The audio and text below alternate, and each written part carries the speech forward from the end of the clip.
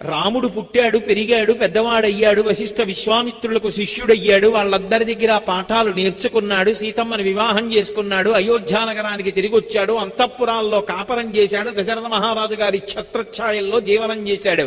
అప్పుడు ధర్మాచరణం చేయడం గొప్ప కాదు. రాజ్యం నుంచి బయటికి వెళ్ళిపోవలసి వచ్చి, తాను తప్పు చేయకపోయినా అరణ్యవాసం చేయవలసి వచ్చి, ఆఖరికి జట కూడా తల దువ్వుకోకుండా జిల్లేడు పాలు పోసుకొని, మర్రి పాలు పోసుకొని, జటలు కట్టుకుని, చెప్పులు లేకుండా నారచీరలు కట్టుకుని 14 సంవత్సరములు అరణ్యవాసం చెయ్యాలి. కౌసల్యంది, ఇన్నాళ్ళు ధర్మం పట్టుకున్నావు, చాలా తేలిక. ధర్మం రక్షించిందన్నావు, తేలిక.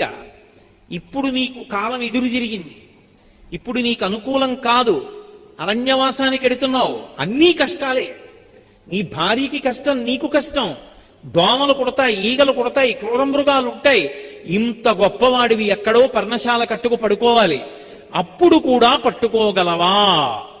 రామా, నీకు ఆశీర్వచనం చేస్తున్నాను.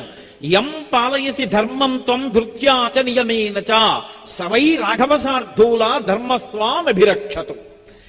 ఏ ధర్మాన్ని ఇంతకాలం నియమంతో పట్టుదలతో అనుష్ఠించి దాని యొక్క అనుగ్రహాన్ని పొందావో, కాలము ప్రతికూలముగా ఉన్నప్పుడు కూడా ఆ ధర్మాన్ని పట్టుకుని నువ్వు రక్షింపబడదవుగాక, ధర్మాన్ని మాత్రం విస్మరించవద్దు అంది.